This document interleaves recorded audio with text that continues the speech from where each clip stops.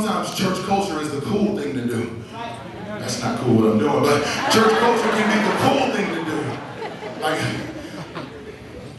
I'm gonna embarrass myself. I'm gonna go ahead and do that. I was a little kid. When I was young, I used to want to be a superhero. Anybody else wanted to be a superhero? I'm not the only one. I used to want to be a superhero so bad. Like, I wanted to be able to do all that they could do.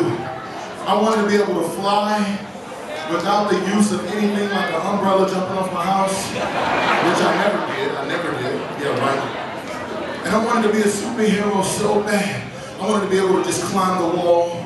I wanted to be able to have superhuman strength.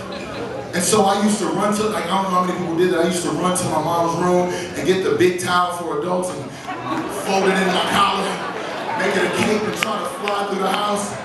But I never could get altitude, so I made myself feel better just by going shh, and trying to do that.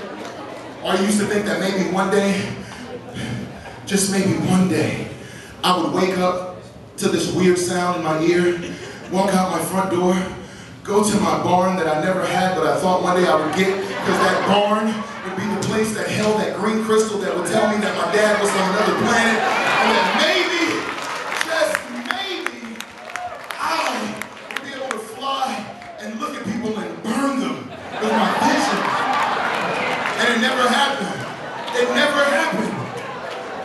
And I thought one day, maybe while I was on a trip with my family, our car would wreck and flip and tumble, and it happened to be by this gamma radiation explosion that took place, and something would happen within me that all of a sudden I'd have superhuman strength.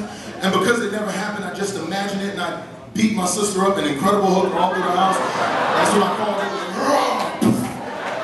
And then not too long after that, my mom would incredible hook me with a belt, and it started all over. And just one day I thought maybe when I turned 18 my powers would come, or some magical crystal would give them to me. But truth be told, if you're honest, when it comes to your life in Christ, you're kind of doing the same thing. Because you're hoping one day something miraculous or spiritual enough will happen and you'll all of a sudden love Jesus more. Or maybe you'll start living it right. Or maybe you'll actually quit with the girlfriend that you're sleeping with but not tell anybody in here.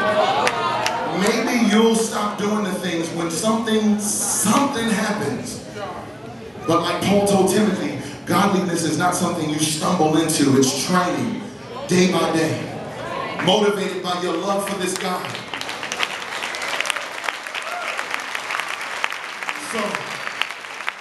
So let me be an encouragement to you that if you're in here tonight wasting your life because you're waiting for some big bang to happen, don't wait for that. Allow the fact that Jesus gave his life and raised from the dead in order for you to have right relationship with God to be enough motivation that you live for him forever.